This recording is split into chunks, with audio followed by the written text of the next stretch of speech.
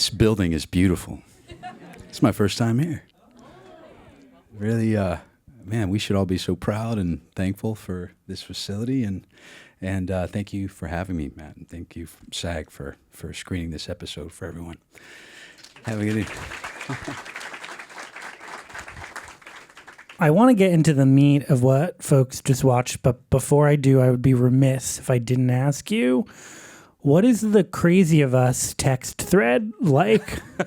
So there's a text thread that Craig Mazin, the showrunner of The Last of Us, has that I've heard about.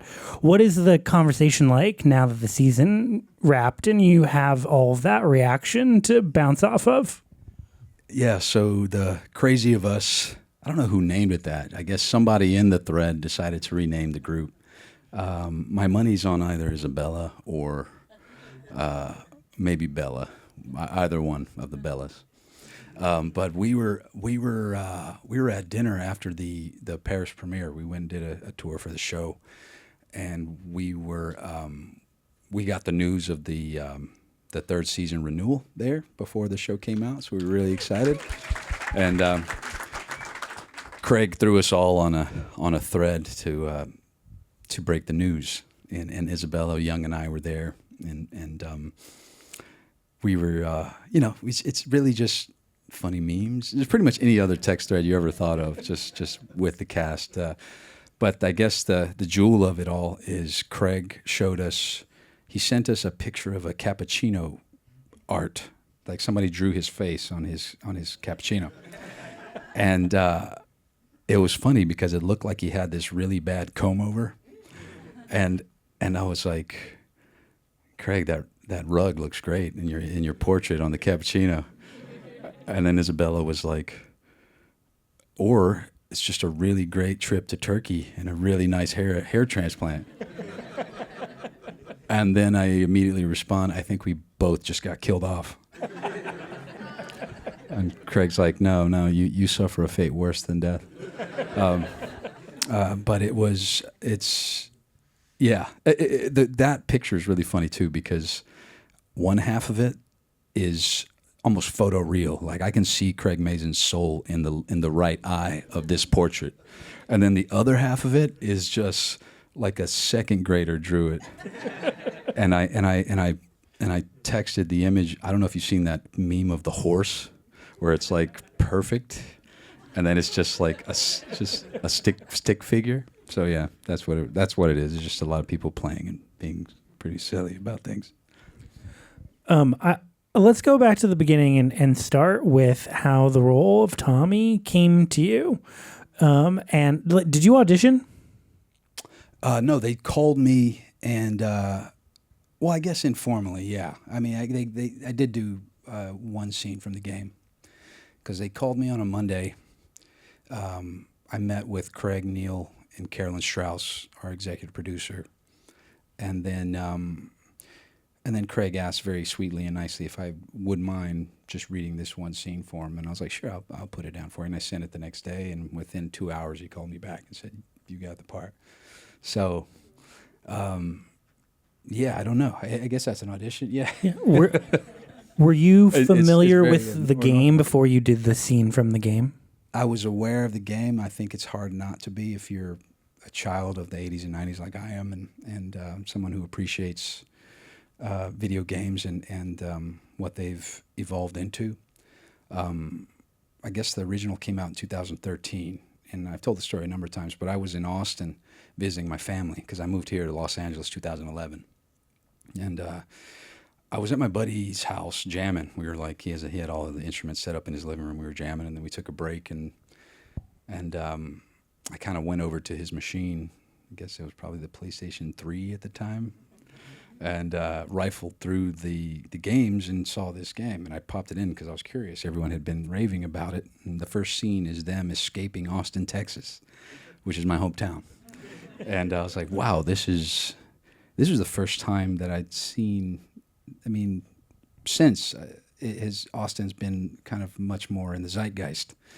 I had a talk with Leslie Bibb about her character in The White Lotus and her depiction of what it is. And unfortunately, it was a kind of painfully accurate with the evolution that's happened in Austin. I mean, Austin is a town full of hippies and weirdos, and who it's all about music and love and food and all of these things that we've all appreciated about the town. But it's like every other place. It's really kind of succumbing to just the kind of the tech overlords. But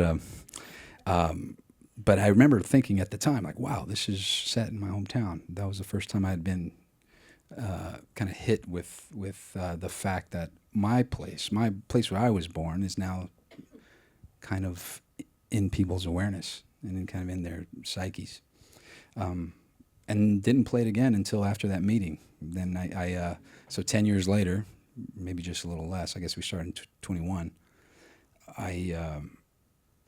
luckily, it was free on the PlayStation Plus network, and so I got to play it for free and start my research, and completely ignore all the other duties and responsibilities and household chores that I had to do, and it's just kind of skirted those very creatively to do my work. I had to work, Matt. And, so yeah, I loved it. I mean, it took me a long time because it's not something that you just kind of run and gun through. It's very strategic, and the story is very dense and strong, and there's a lot of emotional resonance with the entire thing. So I would take periodic breaks just to kind of give myself time to, I think, as we all do with the show, you know, we watch on Sundays and we have like a 2 or 3 day healing period, and then we subject ourselves to more pain on Sunday night and just kind of rinse, repeat. But that was my experience with the game. It was just so beautiful and well crafted, and I just felt like I forgot what I was really playing it for. It just became an experience. But it's really, really incredible. Niels and his entire team spent so much of their lives on that, and continue. It's still happening, still going. So yeah, it's really a special game. Talking about sort of the rest and recovery, even do needed our shoes match, man?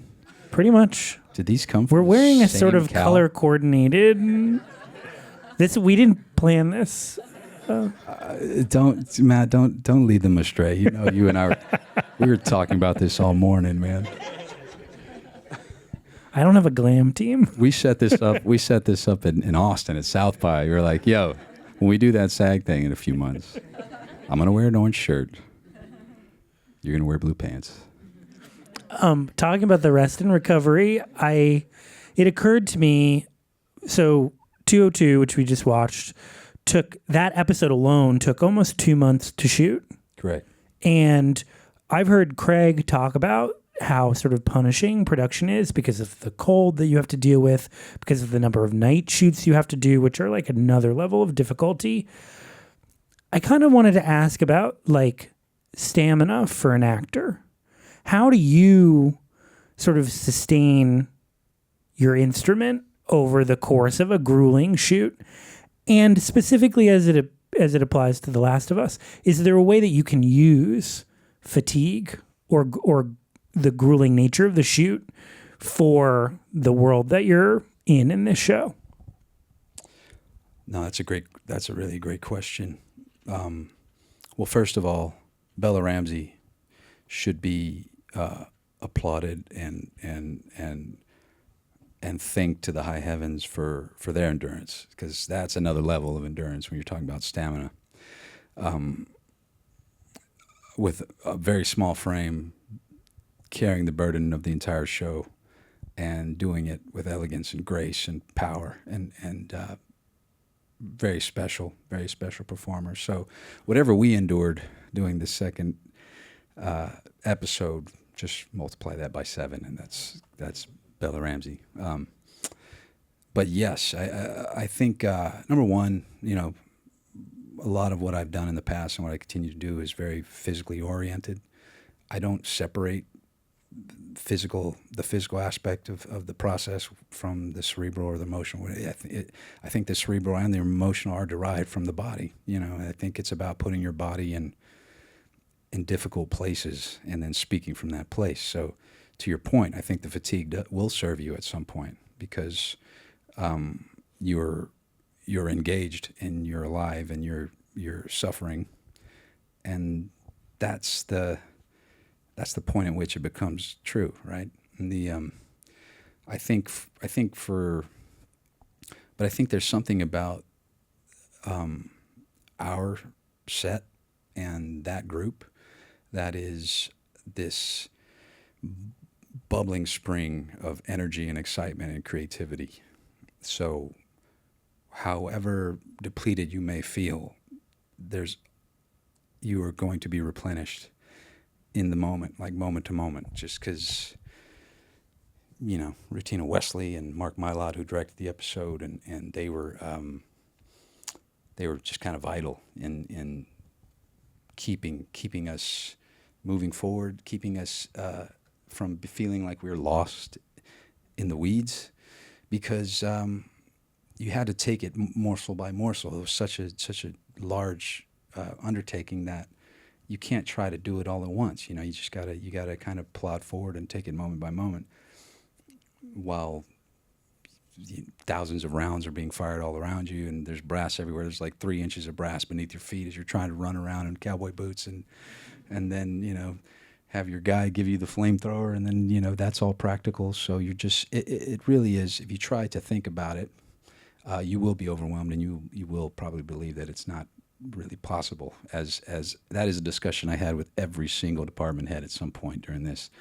They were like, I don't know if this can be done, and they must be planning on reshaping it or redoing a revision or paring it down, and none of that happened. I keep saying, not only did that not happen, it grew. The script grew, the requirements grew, everyone had more work being laid on their plate, and everyone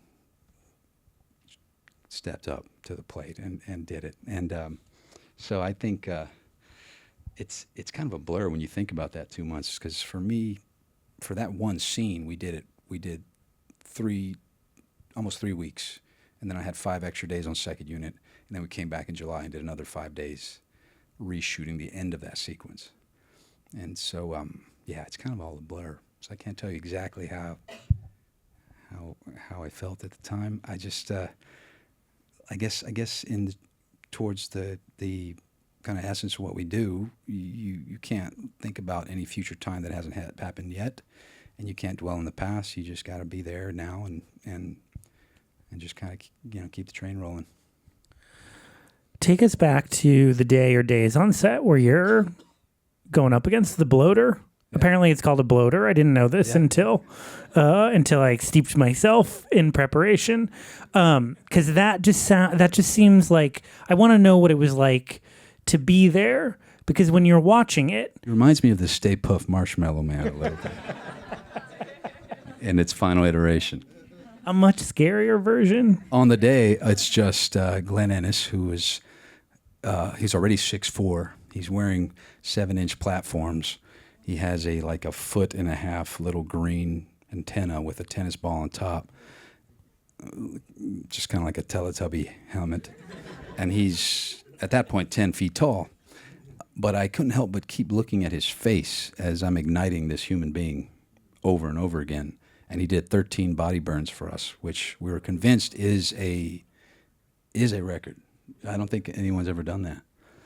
And there was no one there to record it, so we didn't have the Guinness Book there with us. I think you need to have those people there. But he was the bear in The Revenant, and he was also Freddy in Freddy vs. Jason. And he did a sick body burn where he and Freddy are fighting, and they are ejected with an air ramp, pulled with a wire, spin in the air while they're both on fire, and then plummet into Crystal Lake or whatever it is.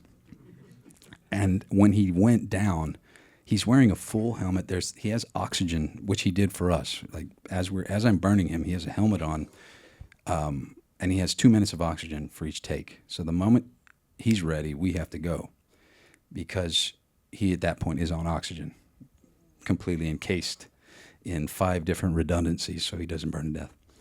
And when he did this stunt with the air ramp and the Freddie J, he basically he told me the story where he went into the water and his respirator got spun around and he no longer had air, so he's just waiting there praying that the dive team retrieves him before he dies.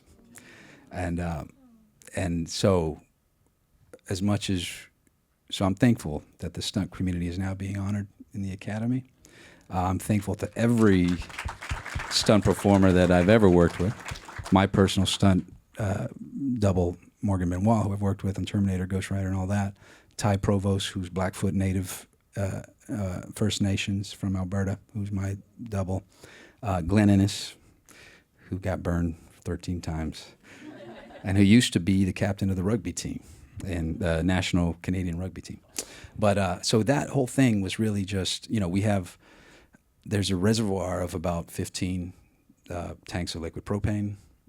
There's the vapor propane that I shoot to ignite it at first. Anything that we were shooting within 3 to 4 feet is a vapor ejection, and then anything beyond that is 30 feet of liquid propane that's burning. And so thank you, Dylan, our special effects guy, who trained me for 3 minutes, 2 days before we did that.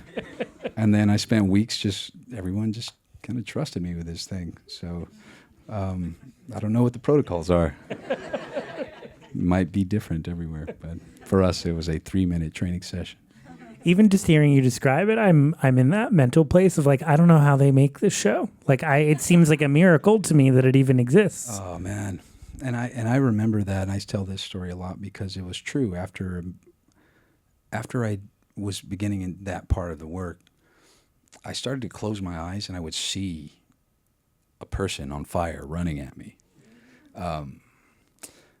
And I told Smarana, my wife, and she's like, "Yeah, you're traumatized." And I was like, "Yeah, you're probably right." And because you're not used to seeing that. That's an image I had never seen before, and it just kept coming back to me. So I'd say about 2-3 weeks after that, I was seeing that. I would close my eyes, I would see that, and it's just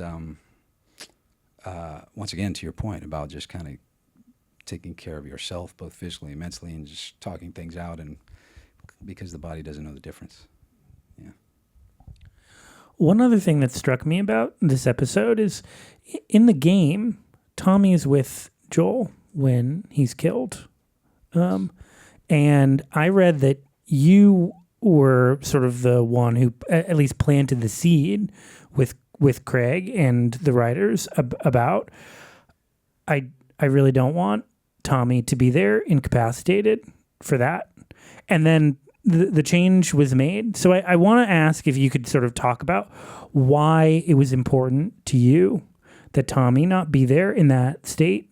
And then I also want to talk about how you build a relationship with a showrunner or a director where you can have that candid of a conversation about shaping the fate of a major character. Well, first of all, I think Craig Mazin is unique. He writes every letter of every word of every script, and to be that prolific and to be that in tune with his cast, with the characters, to kind of know them, know their histories, carry their histories. There's not a disjointed experience that you sometimes have when you have a writer's room where every episode is a different writer. There's something that's kind of unifying throughout the process when you have Craig kind of at the helm like that. He loves to play, like he's a big he's part of that like secret D&D cabal that exists here in Los Angeles. I learned how to play just so I can maybe do a one-shot with them at some point, but I've been stuck on the same campaign with my friends for like 4 years now. So. But it was for me, that scene in the game is one where Tommy reveals their identities. He does it very kind of flippantly and just kind of a throwaway. I'm Tommy. This is my brother Joel. Knowing his history as an Army Ranger, knowing his ability, knowing this world that they're in, I didn't understand. That was kind of one thing that kind of bumped me was the idea that this person would be that trusting of a stranger. So I just kind of talked to he and Neil, and I was, and he's also a very capable person. And so for them to get the drop on him, for him to be unconscious throughout this entire scene, felt as if there is opportunity there. If we can go back and we're doing it again and we're taking different avenues, different paths towards the same end, is there a world where Tommy's not there? And I didn't really know what the alternative was or what that would look like, but I just kind of asked the questions. And that is where the beauty of Craig Mazin's imagination and Neil's willingness to revisit some of the some of the story points that have existed in the game, but also have this opportunity to perhaps not to say fix, but perhaps just have an opportunity to reshape the world as it was in the game. And they took that and they absolutely ran with it, because then he sent me a text about what was going to happen, and it was this whole battle where Maria and I are defending the town, and at the time there's like 3 bloaters. In fact, we shot a sequence where there were more than one, and one of them we kill with a net full of C4 that me and the guys drag out into the alley, and then I run away, and I'm running, and there's a big explosion behind me, and I don't look at it because cool guys don't look at explosions, and I keep going.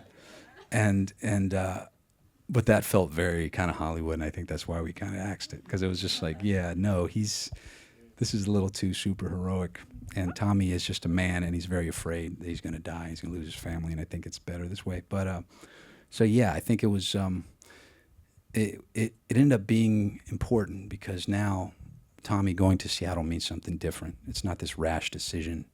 It's not out of hatred or vengeance. It's out of love. It's out of trying to retrieve my niece, my family, and bring her home. And while I'm there, I realize that the people who took my brother are within my reach. They're within my grasp. So a lot of things may happen that are still the path of the game, right? But it's, the inception of it and the inciting kind of the reason is different because of the way we reshape things, and him not being there, and him having Benjamin and Maria and all of these things. So next year, we get to explore some of that. I have a couple audience questions that I'm going to sort of smush together, so apologies to the folks who wrote them. But I want to talk about sort of how you shape those other aspects of the character. We had a question about what role you play in choosing the costumes, and we had a question about building rapport with Rutina, and that relationship is just a really beautiful relationship. So talk about those other aspects. How hands-on are you in terms of working on costumes, or, reaching out to a fellow actor and say like, hey, can we work on this a little bit? Yeah, I think, well, this actually goes back to the portion of your previous question that I didn't answer, which is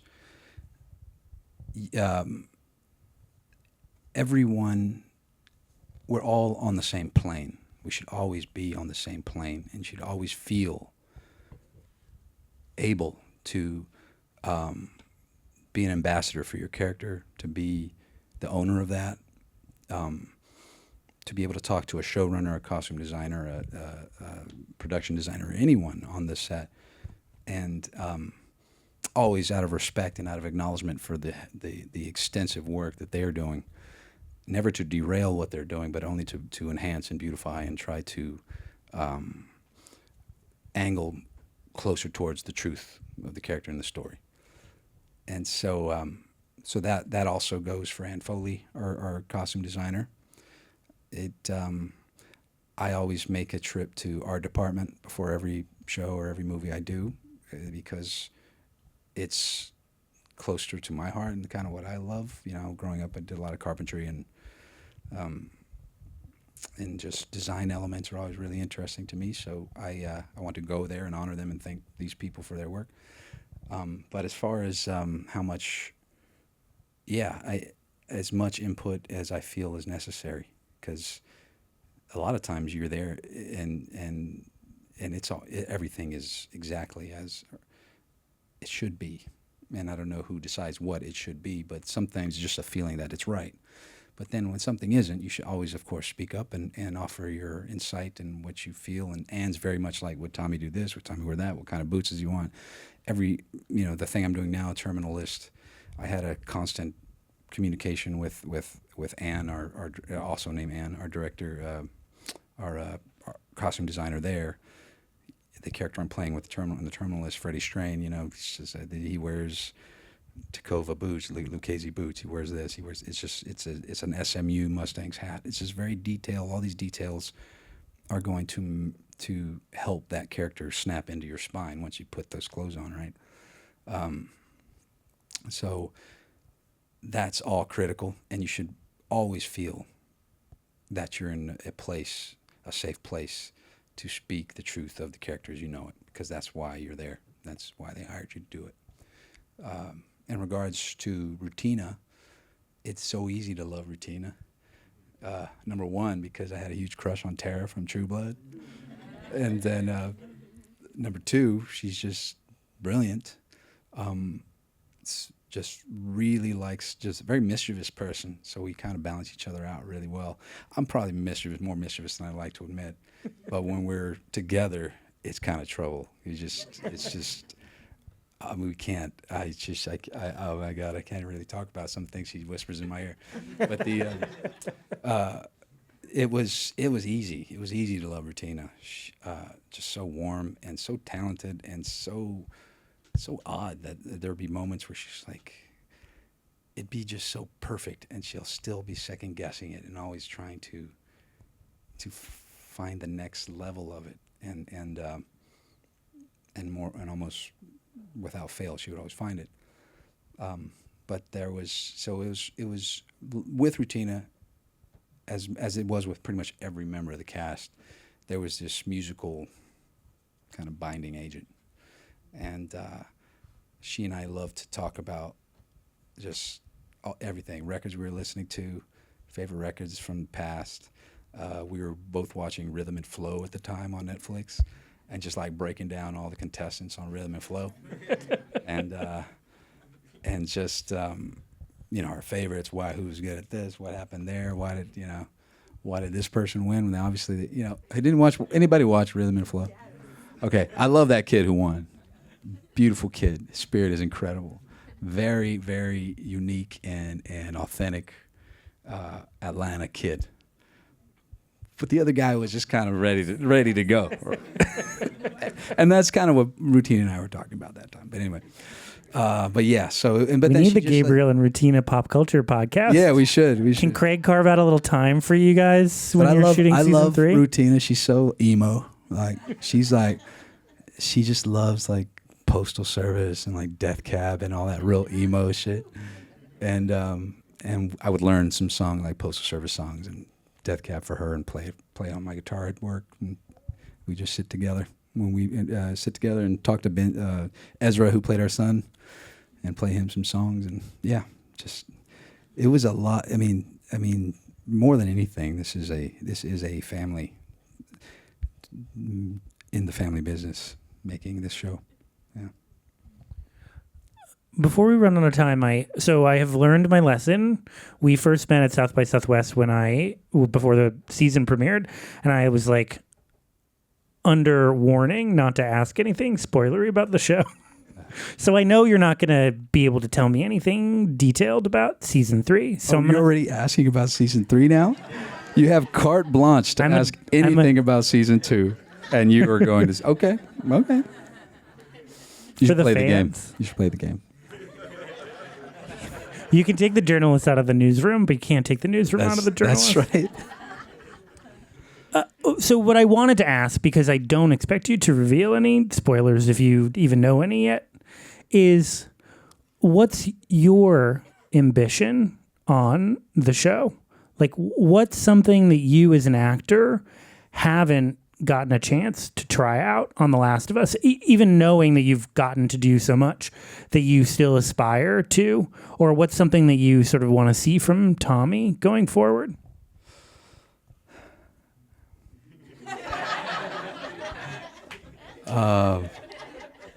Yeah, no, it's there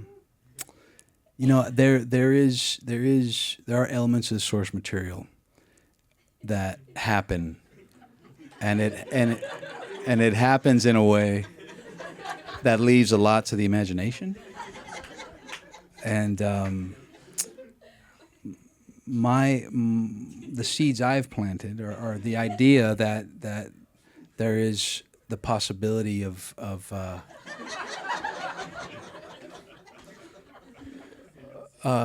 kind of maybe seeing some of it. So I don't know. I didn't. That's entirely up to our creative team. But yeah. I tried. You can tell my bosses I tried. Well, I think it's no secret in the finale. Jesse and Ellie have this conversation as they hear the crack of Tommy's M1 Garand rifle in the distance, and you're just curious what's going on over there. And I'm excited to see how we handle that. And I have no idea how, but yeah. I think we are too. Gabriel, thank you so much. Thanks, man. This was really fun. Thanks, y'all. Thanks everyone for coming tonight.